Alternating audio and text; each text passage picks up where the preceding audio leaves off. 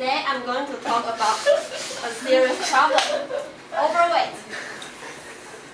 Overweight and obese is now a worldwide problem.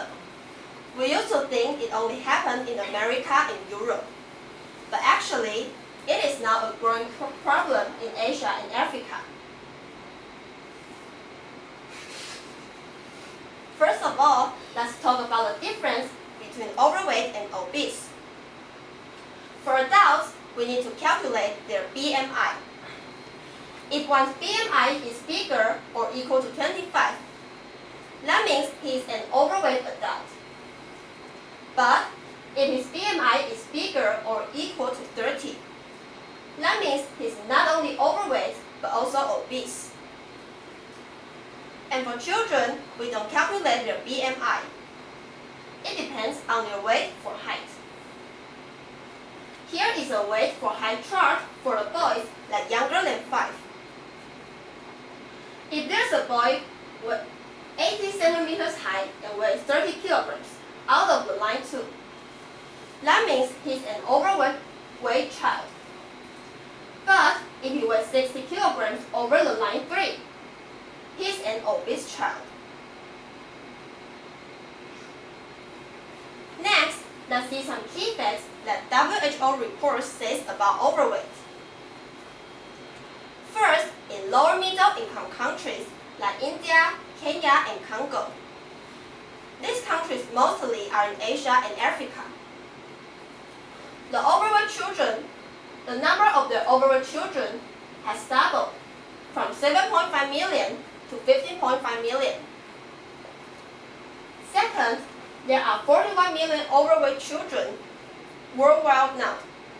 But a new WHO report says this number is expected to grow to 70 million during the next decade. And among those overweight children, almost half live in Asia and 25% live in Africa. You may think all these numbers are too far from us, but actually, Taiwan is the fattest country in Asia.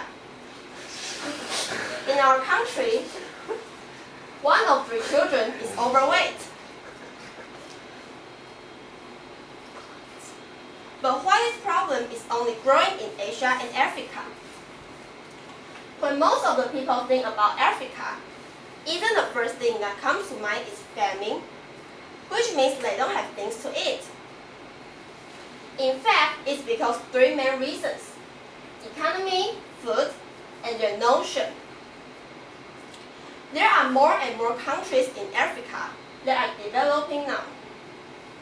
Their economy grows very fast, and they are much more advanced than before. That brings them many conveniences, including buying the foreign food. In Africa, it is easier to buy Western-style food now, and all their habits become more like Western style. The children there are exposed to high salt, high fat, and high sugar food, like French fries, cola, and hamburgers. This kind of food tends to be lower in cost, but also lower in nutrition quality.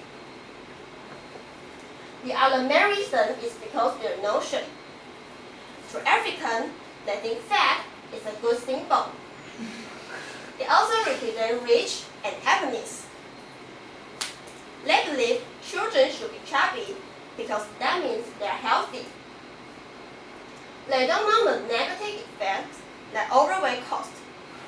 So when all the Western-style food started to appear in Africa, they just eat. And for Asia, there are also 3 main reasons: food, living habits, and their family.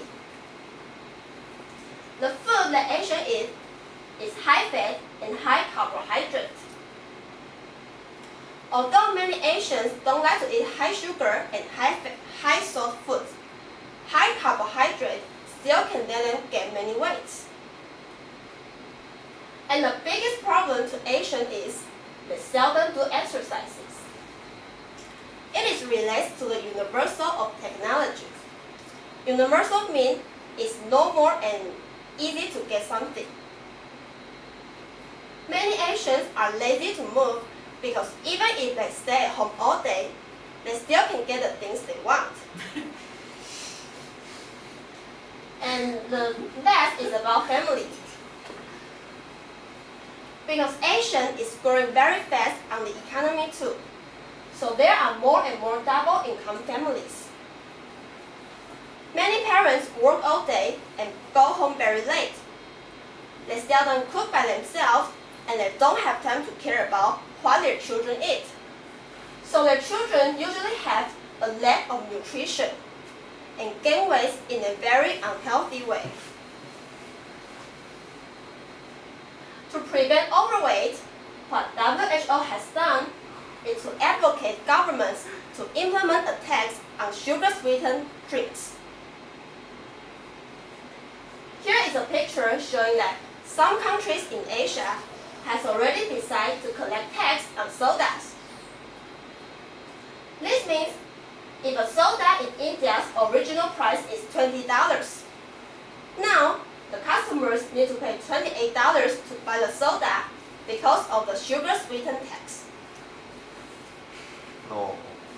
It is an efficient way because it will force the teenagers not to buy those drinks and change their choices. But the problem is, the government needs to offer other healthy drinks. In addition, money is also a big problem to those lower middle income countries. So if the price raises, they may decide not to buy the drinks.